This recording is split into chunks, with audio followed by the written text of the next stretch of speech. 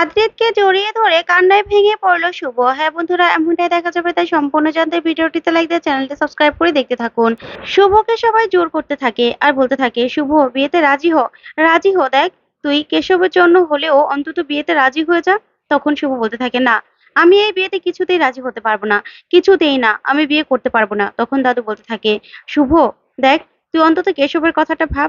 আমি জানি তুই কেশবকে খুব ভালো রাখবি, তারপরেও ওর বাবার জায়গাটা কি তুই কখনো পূরণ করতে পারবি? তখন শুভ বলতে থাকে, কেন দাদু, তোমরা আছো তো, তোমরা সবাই আছো তো। তখন দাদু বলতে থাকে, আমরা যতই থাকি না কেন শুভ, ওর বাবার অভাবটা কখনো আমরা পূরণ করতে পারবো না, সেটা পূরণ করতে পারবে আকাশ। আকাশের মধ্যে সে ব্যাপারটা আছে, ও কেশবের বাবা হতে পারবে। তাই প্লিজ তুই আর অমত করিস না, তুই বিয়েতে রাজি হয়ে যা শুভ। তখনই মেচকা বলতে থাকে, শুভ রে, প্রথমে আমরাও অমত করেছিলাম, কিন্তু কেশবকে যখন আমরা আকাশের সঙ্গে ভালো থাকতে দেখি, তখন বুঝতে পেরেছি যে কেশবের সঙ্গে আকাশের একটা হৃদয় বন্ধন আছে। ওই আকাশই কেশবকে ভালো রাখতে পারবে।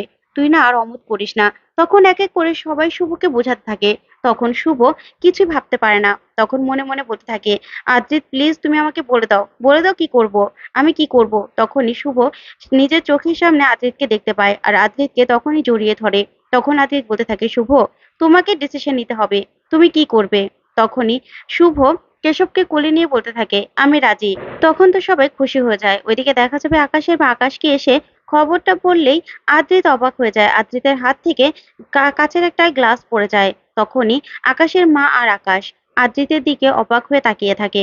তারপরে দেখা যাবে মোহনা আকাশকে বলতে থাকে, দা ভাই, তোর ভালোবাসার মানুষ বিয়েতে রাজি হয়ে গেছে, তুই তোর ভালোবাসার মানুষের সঙ্গে সারাটা জীবন কাটাতে পারবি, তুই কিসের এত টেনশন বলতো। তখন আকাশ বলতে থাকে, না, যে মেয়েটা কালকে পর্যন্ত নিজের ডিসিশনে একদম অটল ছিল, সে হঠাৎ করে আজকে রাজি হয়ে গেল, কি এমন ঘটলো? আমি শুভলক্ষীর সঙ্গে কথা না বলে কিছুতেই কোনো ডিসিশনে আসবো না, এই বলে আকাশ সেখান থেকে চলে যায়।